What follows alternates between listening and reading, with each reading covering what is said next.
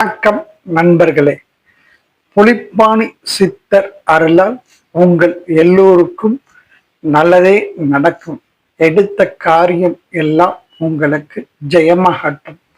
அதாவது இன்றைய அனுஷ நட்சத்திரம். இந்த அனுஷ நட்சத்திரத்துல பிறந்தவங்க லைஃப்ல எப்படி இருப்பாங்க, அதாவது அவங்களுக்கு பிளஸ் மைனஸ் அப்படின்னு நம்ம பார்க்க போறோம்.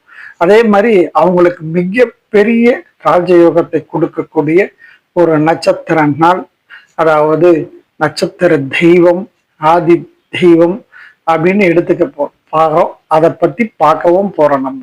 அதாவது இந்த அனுஷன் நட்சத்திரத்துல பிறந்தவனவ மகாலட்சுமியின் அம்சத்தின் பிறந்தவர்கள் என்று சொல்லலாம். ஏன்னா அனுஷ நட்சத்திரத்துல தான் மகாலட்சுமி அவதரித்ததா நம்பப்படுகிறது. அதே மாதிரி பாத்தீங்கன்னா இந்த அனுஷ நட்சத்திரத்துல பிறந்தவங்க எப்பொழுதுமே ஒரு ஸ்ட்ரைட் ஃபார்வேர்டா இருக்கக்கூடியவர்கள். அடுத்தது இந்த அனுத்த நட்சத்திரத்துல பிறந்தவங்க எல்லோருடையும் அன்பாக பண்பாக பழகக்கூடியவர்கள், எல்லோரிடம் எளிதாக நட்பாக இருக்கக்கூடியவர்கள்.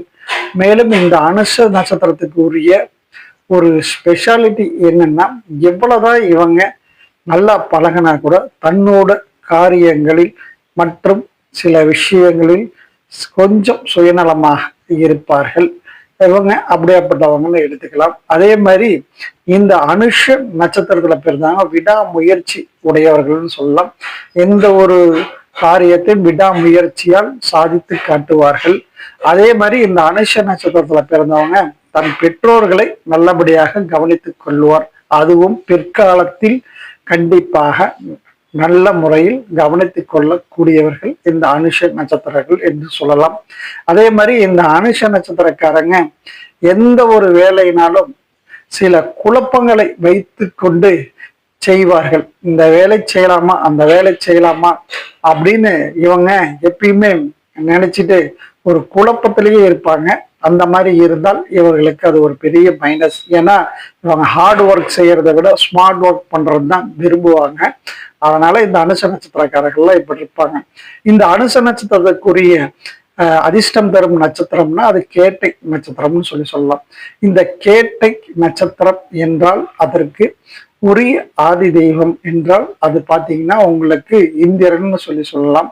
அப்படி இந்திரன் வழிபட்ட ஸ்தலங்களை நீங்கள் வழிபடுவது நல்லது.